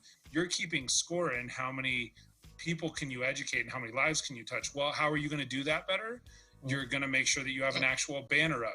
You're going to make sure that you have something that's worthwhile that people will come and listen to and talk to you about. Good rant, Andrew, by the way. Oh. That was on point. But so I mean, I think. I'm sorry about that. No, it was great, man. I love it. Right now, my channel is a textbook example of Andrew's channel. Everything he says there. But you're doing good with it. Like you're exactly what I was talking about a while ago. You're an example of somebody doing something. It's like, I didn't sign up to say, hey, you know what? I'm going to go be a 44-year-old YouTuber. Like, that wasn't the goal. No. But once I started getting into YouTube and understanding, like Andrew said, the analytics and what goes into it, and oh my gosh, I actually have to do a banner, and I actually have to spend time to format my channel and do a layout and connect with other people. Once I started doing that, ironically, then you just become a YouTuber. Yep. You know, You do. And I've never looked at myself as a YouTuber. I've always looked at myself as a broadcaster. But that goes back to me having done this on several different platforms. Well, I know, for other people. But I want to say that Mike, you're absolutely right, Mike P. And I think the problem is that is their role models today. I mean, kids are growing up with new occupations, and that is the influencer and similar occupations. That is the role model. When we were growing up, we all wanted to play sports. Some of us did. We all wanted to play professional sports. Well, now just TV star or a TV star, just in the very same vein as being people want to be an influencer is that when you're young and not worldly, I'll say, I'm trying to be kind here, you don't have a good perspective on that. You don't really understand how tight or how small a group that really is in the grand scheme, and how tough it is to break into that. Yeah. And that's not just that. It's okay if you want to be an influencer, but know where on the way up to the day you start working, do we teach them how to influence others? And we don't teach them enough of technology to even have a chance to do. That's true. That's absolutely. We've had this discussion before. That's absolutely true.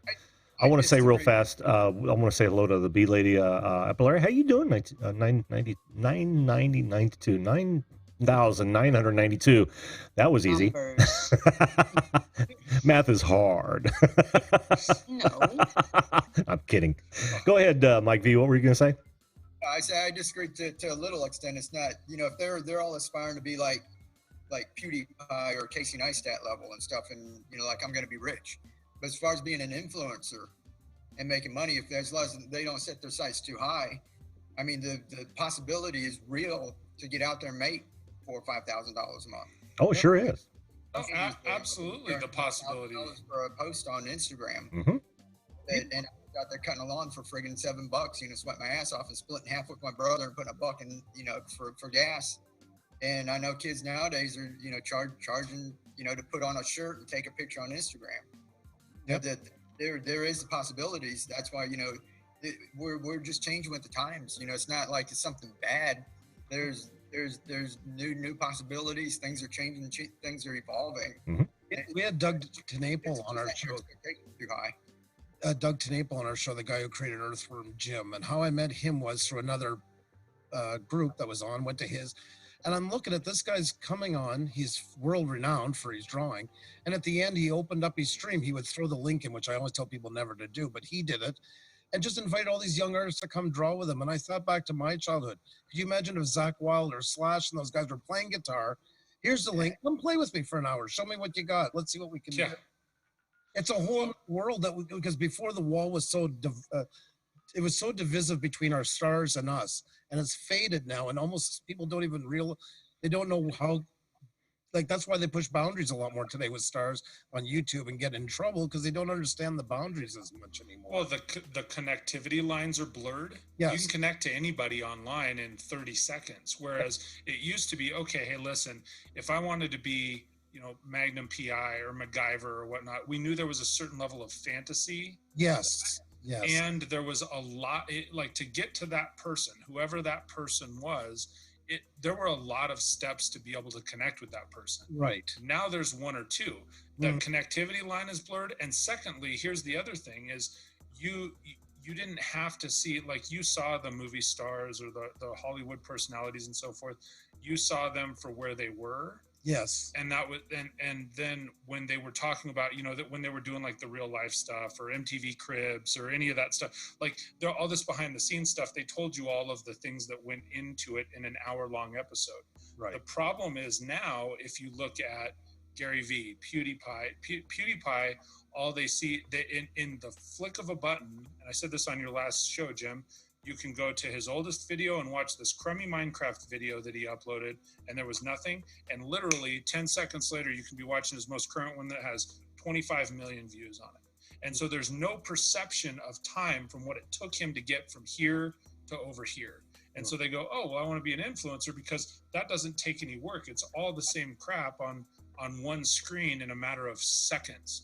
There's nothing, you know, so I absolutely, Mike V, I agree with you. Is the world evolving? Are there different, you know, someone wants to be an influencer? Yeah, absolutely. But you said, hey, like to your comment, you said, hey, these kids are getting paid, you know, $4,000 to put on a shirt and take a picture. What did they have to do to get to that level? It's not, you know what I mean? It's not much more than what I got to my first job in scrubbing a toilet and, you know, and picking up trash in the parking lot. I mean, they're over there, you know, like I said, things are changing. This is a whole new world. There's work that goes into it. They're having to connect with people. It's a different kind of work. It's not backbreak work like you or I had to do, but they still have to have a certain level. Like okay, my son who's connected to 113 people on Instagram, he's 13 years old. He's not going out saying, hey, pay me $4,000 to put on this shirt. He has to have, you know, 10,000, 12,000, 50,000 followers on Instagram. That takes work, dedication, work ethic.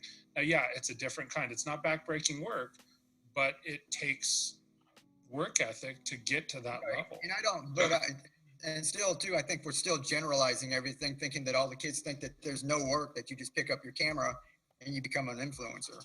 I think that a lot of, it's just like us thinking it's going to be the next Hollywood actor. I think that some of them understand. I mean, I've talked to a whole lot of them and they know that there is work involved. Yeah, we're right at the precipice. We're just like wanting to become a musician, you know, a star, a sports figure, where everyone's going to continue to try, right? You try out, you go to drum class, you go, you know, you play sports all your young life, and then they're going to learn eventually that those people at the top had to go through all those things to get there, and the likelihood of getting in there means that, you know, it was very low, number one, based on the small top of the mountain, like anything else. But there's but you've got to really stick to it if that's what you want to do for a living. So, but you, as you say, you play your sport, so you play your instrument growing up, and eventually you realize that it takes a lot of work. But where do we teach the kids about social media today? Nowhere. No, and actually, we let them have this illusion that it's just to turn on the camera.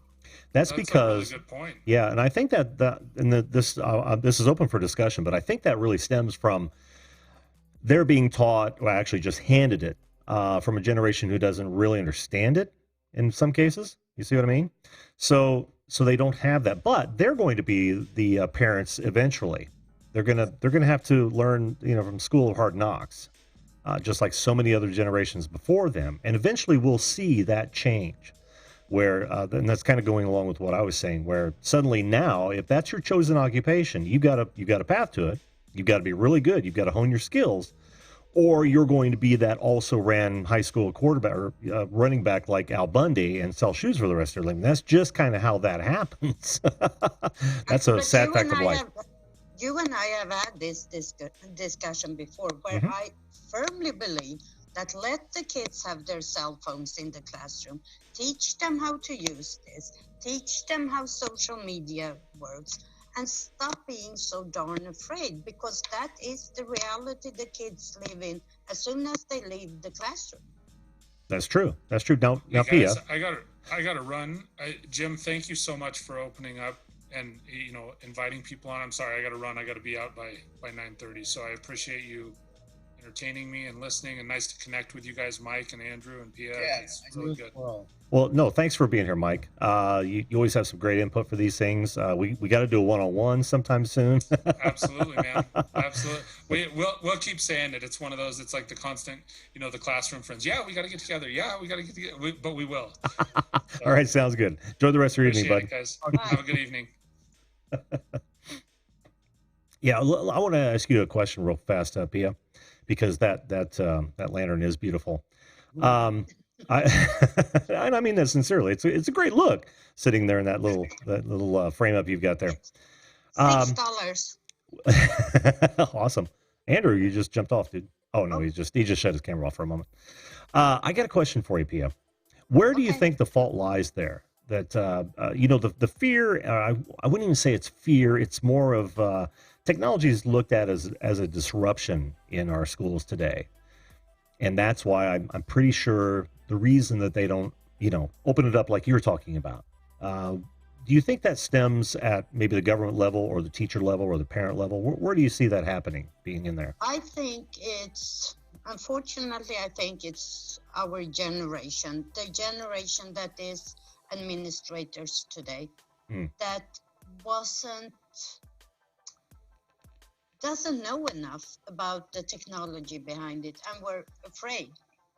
Okay. So it could be at the teacher level, the administration level, and the politics. On the teacher level, you have no influence at all over it. Oh, you don't? Just have to follow them. Yeah, that's true. That's true.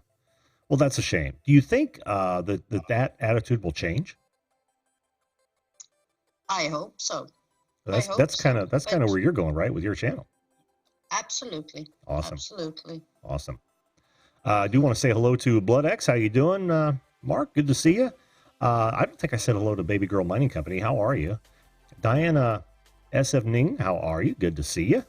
Thanks for being here, guys. Oh, and the Still Winter Nation. Hey, how you doing, buddy? Good to see you. I love his show. Have you guys watched his show at all? Still Winter Nation?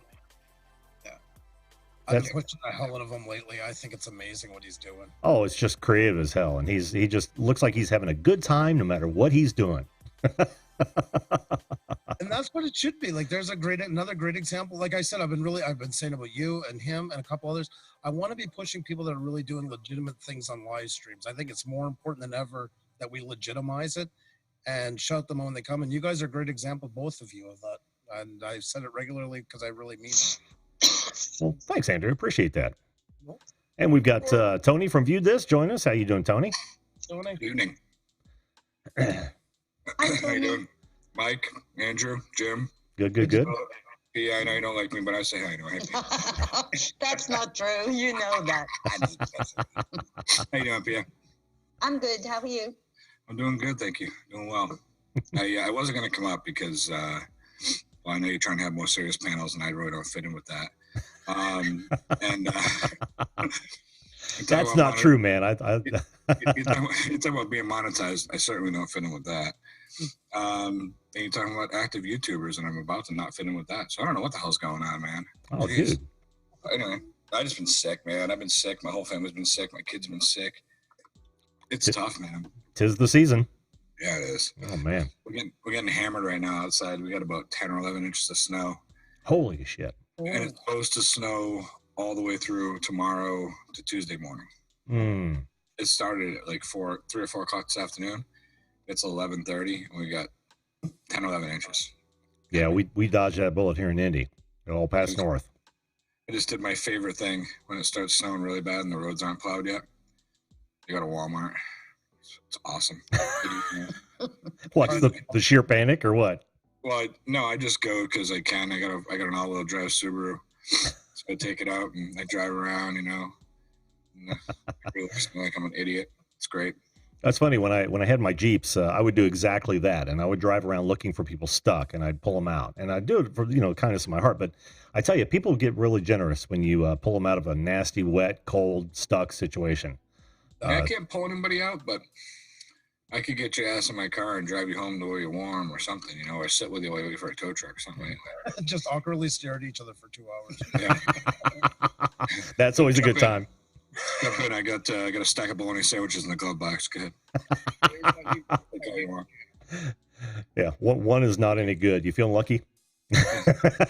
Jump in, we'll sit here and tickle each other, make TikTok videos for the next 3 hours. Go ahead. Oh man. All right, you're making fun of me now. No.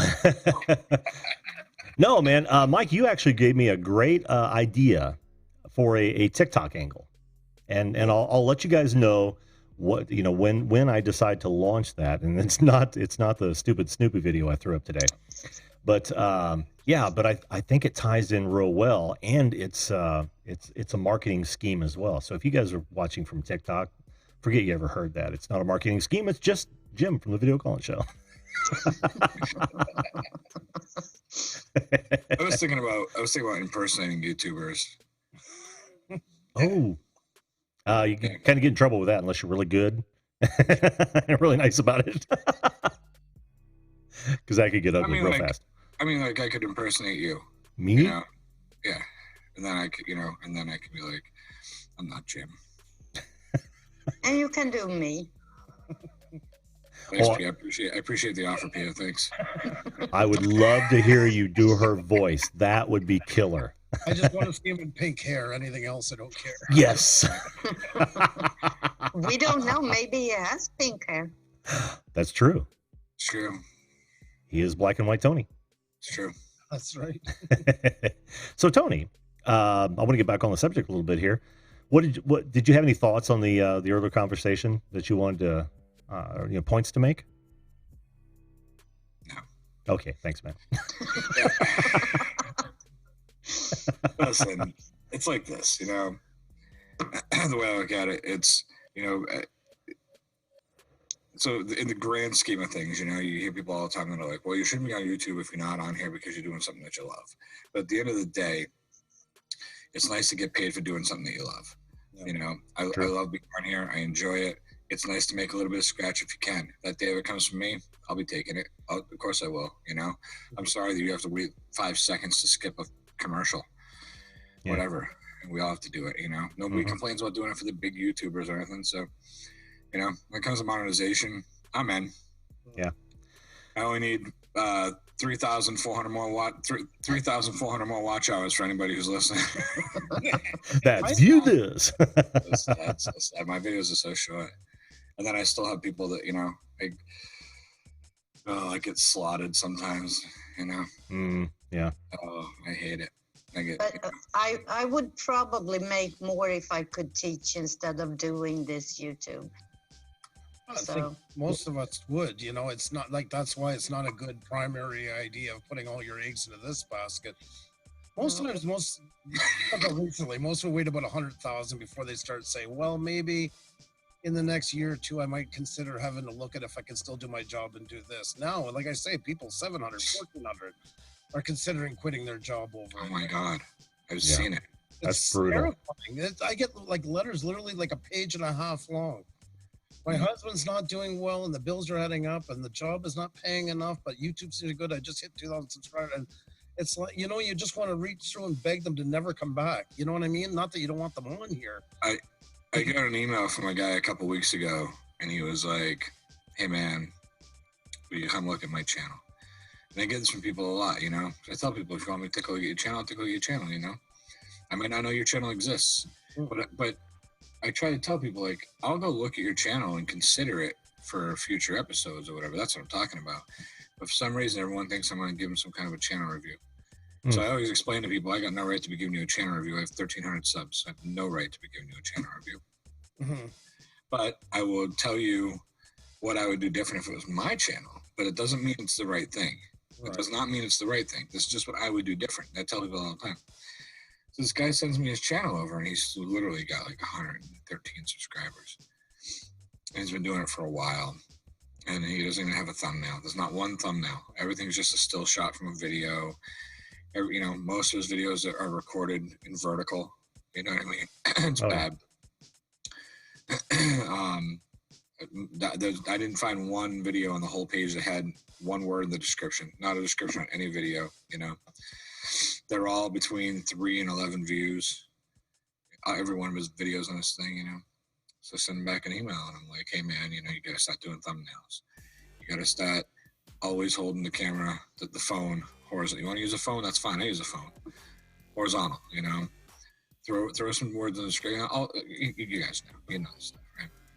So the guy sends me back a thing. He goes, well, I really appreciate all your input. Anything else you can think of, let me know.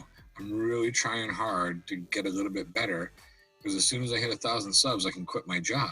So I sent him back an email. I said, what are you talking about? I said, you do understand that once you hit 1,000 subs, you don't get like this magical paycheck that rolls in every month, right?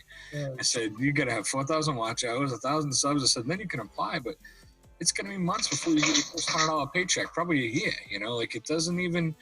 So then the guy sends me an email back, and he's like, well, I appreciate you having faith in me. I was like, it has nothing to do with having faith in you at all. Right. You know? I'm like, here's a great example. I have 1,300 subs. I haven't quit my job yet, buddy. No.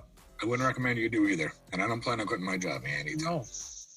You can't. I mean, same as us, same as everybody in here. I mean, it's not right. I don't want to use the term delusional into it. I feel people get caught up into it. It's become the new basketball that we're like, you know, in years ago, the poor family, oh, he's going to make it as a basketball player. We got, you know, the kid's going to do it. It's that dream today has gone into YouTube. Yeah. And we do get family channels. You guys have probably seen me have to review them sometime. You can see the kid has probably gone through 15 takes, shaking like a leaf. We're the happy Johnson family. And the kid is sitting there. You know what's going on. Come on. Don't you want to make money? Come on. Look at this kid. You see this kid on YouTube. Look at the money they're making. It's yeah. You can picture sometimes what's going on in the back rooms of these things. Yeah, let's not forget that this is kind of the new gold rush. Yes, it is. And we're seeing a whole bunch of people claiming bad land, panning it, sometimes poorly, sometimes, you know, like a mad person. Yep. And that will change as well. I didn't mean to use that because American Gold Prospectors just popped up, but it is the Wild West. I've also used that expression too. It is a gold rush, and people are losing their minds over it. It's sucking them in. That they want to get channel, like same as what you're talking about. They'll come up and they have like 17 different night streams for the month. Yeah. Do you think you know, I want to get stickers made. You know, view this stickers, and so I could go out and hand them out or whatever. And I thought, well, maybe I'll get business cards, because I do talk to a lot of people, and they're like, talk about different stuff or whatever, and then somehow, you know, I'll try to weasel YouTube into the conversation somehow, whatever, you know. And then they're like, oh, you're on YouTube? And I'm like, yeah, not only am I on YouTube, but if you don't know what to watch on YouTube, check out my channel, you know. So I have that little hook, you know. So people like my channel name a lot. I've had a couple people that, you know, have left me messages and were like, oh, hey, you know. And then I go look at their channel and I realize, oh, I think this is the person I met earlier today at the liquor store, you know what I mean? And they come on once. I never see them again, but they checked it out, you know. Mm-hmm. But, Tony, this is what I wear. But I thought about it. Look at that. That's beautiful. I would wear that, but I don't think it would fit, and it doesn't look like me. Well, we don't know that. Know that it's quite warm because she started the show with it on, and she took it off in midstream. I saw that. I was waiting for the white one to come off. Quality merchandise right there. It's pink. Sorry. My apologies. I'm in stupid mode. Don't mind me, Pia. So I'm getting there. To me though, like, I don't know, like I'm so torn on it, because it's almost like I go back to what Andrew just said a minute ago when he was talking about how like every family thought they had that one kid that was going to make it in the NBA. Well, the next wave of things after that was every family, not every family, but the NBA families all thought that they had a kid in the family that was going to be the next rap star, you know? So I feel like walking up to somebody and handing them a business card that's got my YouTube address on it. It's almost like, hey man, check out my mixtape. Yeah. You know, that's like, mixtapes. I had on my business card everywhere where I get my hair cut, all that stuff. I mean, it does tie in because we also have our business the same name. I don't know if that makes it a little easier, but I always say, oh, we have a YouTube channel, but I do it as my age. I did that live stream that capitalized on COPA by being an adult. I like being 45 and on YouTube. I think that's my greatest asset to what I do. I don't want to be 18 and trying to be one of those influencers. I feel I have more to offer by being my age. And even when I talk to her, I get my hair cut and that, yeah, you know, me and my wife, we do this and that. If you're interested, you want to check it out. I don't sell it as the way, you know, I think it's all in the presentation once again. Yeah. Mm-hmm. Mm-hmm. But I agree. No, we can't swear here anymore, right, Jim? No, you can swear. Oh, I'm trying not to, so I'm doing good. Hey, there are huge channels out there that swear like sailors and they're still monetized. True. So. Yes. The B lady asked me a question. I didn't know. Yeah, I know. I'm going to get to that, Andrew. Go ahead, Mike V, real fast. I want to get to B lady's question. I was just going to say, you know, we might not be the 18-year-old YouTubers or whatever, but like Andrew, you know, we are monetizing. They ain't. We are making money, so. And we have a perspective they don't. And the majority segment growing on here is that age group. I'm happy. I feel I'm in a comfortable place to be in here. I don't feel awkward, or I don't feel like a duck out of water. I think it's my greatest asset is my age. And honestly, I think it's our job to educate those who would pop on, just like you did, Tony, with that particular email exchange. Pooja, I know you, Andrew, you've done it as well, and I know Mike does. I mean, it's kind of our job to educate those folks and for lack of a better term, lower their expectations. Let's bring it back into reality. Mm-hmm. And, Yes. and then you can deal with it. And if you want to continue down that road, know that it takes a lot of hard work, and these are the type of people who are going to tell you what that is. The B lady did have a question, and I'm going to try to get through this because it's in like 5 different chats. It says not including anyone in chat or on panel because these folks give. But why do some folks get monetized and expect folks to just drop super chats all the time and PayPals? She said, and they never do the same on any other channels. And I have to assume what she's talking about is they don't do it in the chats, but they will on theirs. Mm-hmm. And then this is channels are beginning to get paid. Is that right? PO'd about this. And I'm always the one to speak on this crab first, it seems. Speak out on this first, it seems. Then they tell you why. They need this or that, et cetera, and want to do this or that, expect to be supported with super chats all the time. It's getting folks angry, trust me. And I agree, because there are a lot of people that come on and they beg. Yep. There's no question about that. You guys want to tackle that one? Why do you suppose they do? If I could say one thing about it, and this is from my perspective, everybody has a right to do what they want, I guess, as long as it's okay with YouTube. First of all, you're okay. This is my view of how I look at it. To this day, Xenia and I have never asked for 1 cent from anybody. And the reason why, I said early on the show, like I said, I feel like we're all, when we put on a show right now, because we're not all sponsored right now, we're kind of like throwing out the hat is there if somebody wants to give. I don't believe in asking for it because that takes away from the essence of the show. If I have to start doing that, I have to rethink my show, because I'm here to entertain. And if people are entertained, hopefully some of them will. It's always appreciated. I don't want to sound like I don't want. Of course it helps. But I want it to be a stepping stone towards getting towards something that's more secure, and that will always be there. It's great. I feel that some channels are based solely on the idea of super chats and will always be super chats. There's no growth poised into it to become something sponsored.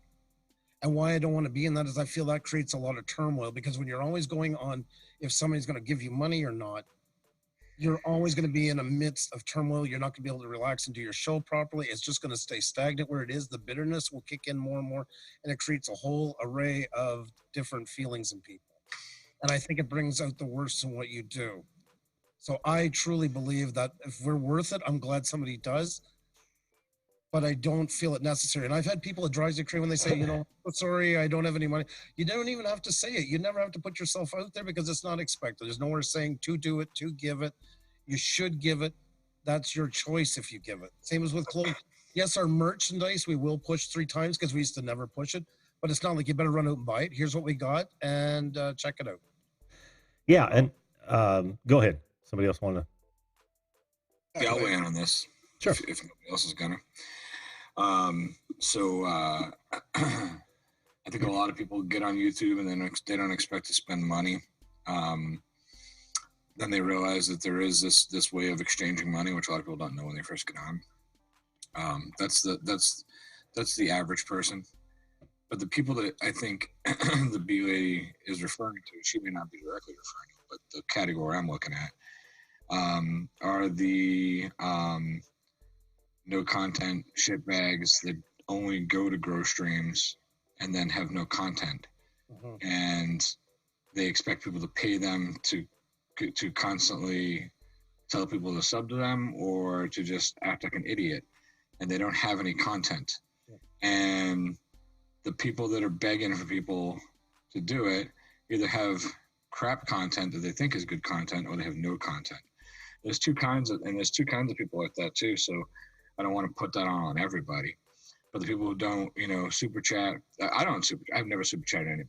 And the reason why I've never super chatted anybody is because I got 5 kids. I'm broke. That's the honest to God truth. And when I get monetized, I'll never ask anybody for a super chat ever, because the way I look at it is we all know it's there. If we can afford it and we want to do it, we'll do it. And if somebody wants to do the same for you, Jim, or Andrew, or Mike, or Pia, or myself, whatever, when we're all there, like, they'll do it. If I could, I'd be throwing people money. Of course I would. Of course I want to support you guys. I love you guys. You guys are, you guys are like my inner circle on YouTube. I just don't have the money. I just can't do it. And that's fine. Just one thing, you are supporting us. You still come in, you still hit the that's it. People know. So don't underplay. That's it. I support the best way I can. I think that has a lot to do with it. But the problem is when you get people that are like that, or people who just are like, I can watch this for free. Why would I pay these people? Either one of those group of people. And then when they become monetized, they're like, I need money. I don't know, man. YouTube is kind of like people treat YouTube like it's a charity event too much. They really do. I'm sorry, but they do. That happens. It's happening all the time, man. Like, and I feel bad because I'm like, I can't help everybody out. I can't. I need a lot of help, but I don't ask for a damn thing. So why would what am I gonna do? Go further in the hole? No way. Screw that. You just gotta be smart. You just gotta have common sense. That's all. Common sense. But I have noticed recently, to what Andrew was saying about how they don't ask for super. And we all know Andrew and Ksenia very well. We all hang out over there. They don't. They're there. They're having a good time, and they're trying to make sure everybody else is having a good time. And they push the merch, and that's great. By the way, I had a 15% off sale for Black Friday on my Teespring, and I never told anybody about it. So I'm glad nobody took advantage of it. I didn't say a word to anybody. I put it up, and I was like, I got to put it on my community tab. Totally Cyber Monday, man. Cyber Monday's tomorrow. I can talk from the perspective of someone that uses to give via super chat, super stickers, because don't laugh. I give you a lot of those because I enjoy what you're doing, not for the money. I don't care about the money it costs me or what part of the money you get and what YouTube get, because it's nice to show the appreciation. Absolutely. And I usually give it in situations where when you need to pick me up. Oh, I know, and you're very sweet about it. And we do appreciate, like, I don't want to be somebody like, we don't care. Of course it helps. And what helps me a little bit is because there's been so much of the e-begging. For instance, we built this new stand on that. Of course, it would be nice, like years ago, where you could actually say, guys, we're doing a fundraiser for to build up the set. Here's exactly what it costs. This is what we're buying. You know what I mean? You can't do that now because last week somebody had a bumper fall off their car, or they were sad about their life, or Sorry, I wasn't laughing at the sad life. I was laughing at the bumper. No, I know, and there really is stuff like that. So it screws anybody it used to be there to kind of help you build your channel up, guys. We want to get better. We want to do this. We want to do that. You can't do it now because you don't want to get caught up in the mess of everything else going on. And there's the last thing I was going to say real quick was there's like this third category of people. All right. So there's like the people who expect you to donate. There's the people who just say, hey, if you got it and you want to do it, it's an option, Mm-hmm. And then there's the people that are like, that constantly, like, they don't make it feel like they expect it, but they keep reminding you that that they're supported by, they I'm trying to think of what the terms are. There's so many of them that are doing it now. Many. I've heard it a lot where, we're subscriber supported or whatever. I see that a lot. And that's, whatever. I could never do that. Like, I can't look in the camera at you people, the people that have taken time to listen to what I have to say, who have taken time out of your lives to let me be the one to entertain you and say, I'm supported by you. Basically, like, so that's basically telling people I expect you to donate, right? I mean, that's why I look at it. When someone says we are subscriber supported, well, that's easy. It's no problem at all. Unsubscribe now. I don't feel like I have to support you. I think you'd agree that you wouldn't care that the hat is out and on the That's sidewalk what I'm while you're saying. performing, right? What you're talking about is pointing out the hat. That's Yeah. kind of the Yeah. that's kind of the social rub, where it just kind of says, oh, okay, now you've kind of made me feel bad for not, even though I either plan to or not. But that hat remains out there because it's a reminder. Whenever you see a street performer, it's not because they're begging for money. It's a reminder that if you enjoy what they're doing, Yes. toss some in the hat. It's the ones that will stop, pick up the hat, walk to the crowd, and start pointing it at them. That's where it crosses the line. And I think that's what you were talking about, Tony, is they're kind of pointing at the hat, and it becomes uncomfortable at that point. Speaking of hats, I got a new FlexFit hat. My old hat that I wear all the time, I'm wearing this since I started the channel. This used to be you can't tell in black and white. It used to be a black hat. You can kind of tell. You can see it. Yeah. It's darker and lighter.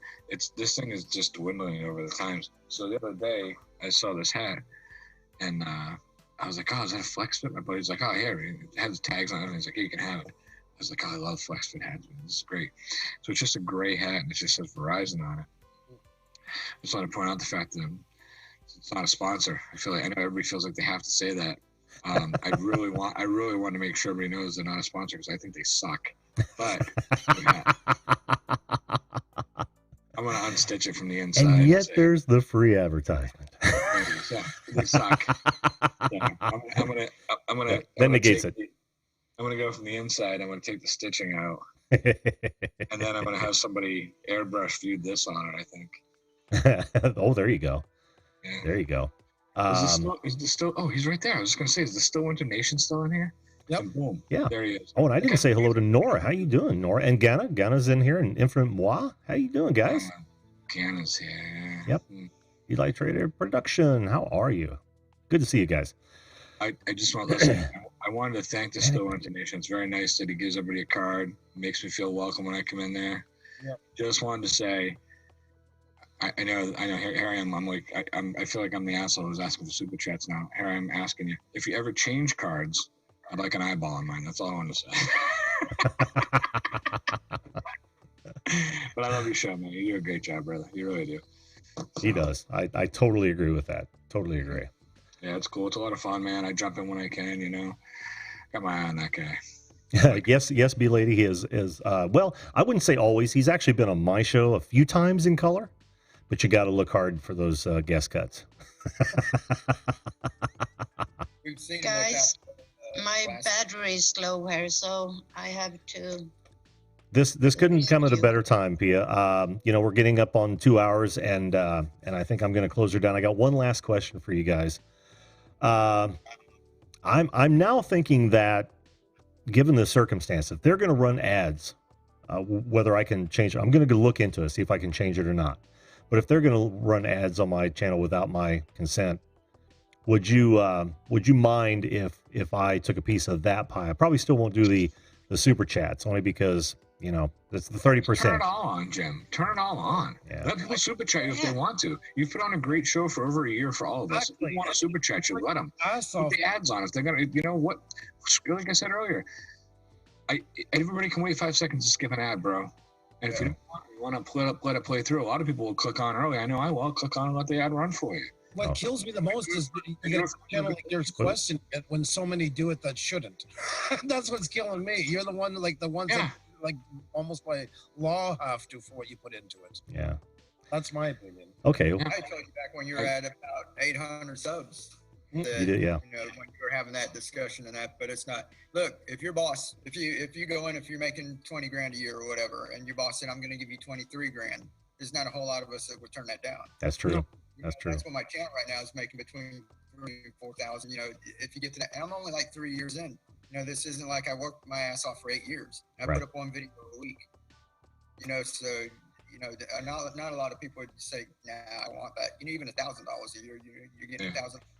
20 to 21. I mean, more realistically, it's not like going from 20,000 to 23,000. It's only going from 20,000 to 20,100, but still, it's a raise. Yeah. I'm also concerned about my search engine placement by having it off as well. Pia, what do you think? That you should do. Yeah. Put it all on. I agree with Tony. Put it all on. I'm getting a lot of B Lady. I already have a PayPal and a Subscribe Star. Absolutely. Links in the description if you guys are interested. All right, guys. Like I said, it's coming up on 2 hours here, so I think I'm going to shut her down. I think it was a great conversation, guys. Oh, that's amazing. I like that you keep the Sundays with a topic like this. It works much better. It does. It does. Well, thanks, Pia. Thanks, Mike. V. Well, Mike. Mike P's gone. Andrew, Tony. Thanks, guys, for being here. I appreciate it. Appreciate you. Thank you. We'll see you next time. All right. Well, I just had one more thing I was going to ask. But... Oh, go ahead, Tony. No, go ahead. Oh, that's typical Tony. All right, take care. So thanks for having me, Jim. You bet, Anders. Thanks, Mike. We'll see you guys. Oh man. Why do I always fall for that, Tony? Why do I always fall for that? Thanks, Adam. Jimmy C and Friends is also in the house. I didn't get to say hello to you earlier. But thanks, Crap My Dad Makes Me Watch. I appreciate that. I think this is going to be the format for the panel from here on out. I'm just going to, try to hit some of these topics that aren't normally discussed and bring up a small group of people. Now, what I'm not going to do is I'm not going to make it by invitation only. So if you get in early and we've got, 4 to 6 people, I'll limit it to that. But I think it works so much better, and it still is an open panel, so I can stay true to my original intent on that. I hope you guys enjoyed it. I know I did. Thanks to Mike P for coming up. I think we missed somebody that tried to pop on. Thanks to Easton for being here. And no, I don't use OBS. This is vMix. B lady, you've got to come on one of these nights on a one-on-one. One of these days when I do a subject that you're interested in, pop on up, and because I'd love to have a discussion with you. I've watched a lot of your videos, and I think we'd have a good time. Thank you, Danny. I appreciate that. Or Scott. I don't know who's behind the Not So Morning Show. Guys, check out the Not So Morning Show. That's a great channel as well. Very entertaining. They usually have 1 or 2, maybe 3 people, and a lot of nice little segments. It's awesome. All right, guys, that's gonna be it for me tonight. Once again, I thank my guests for all their input. I think I'm going to end up taking a piece of that pie if I can't turn it off entirely, because I don't think it's fair to you guys. And again, it's one of those things that I'm still gonna, I hate seeing them take 30% of super chat. I'll think about that. I've got a lot to think about. You guys in the chat, you guys are fantastic. Great questions. I hope I didn't miss any. You know how it is. I try to pay attention to my guests, and you guys are my guests as well. But I have bad eyes. So, all right. Tomorrow night I haven't chosen a subject yet, but it will be listed here soon. But it'll be 10 p.m. tomorrow night, Monday. And once again, that's going to be it for me. I got to leave you with this. Make sure that you treat others the way you would want to be treated. If we all did that, this world would be a fantastic place. Thanks so much, folks. Have a good evening, and we'll see you live.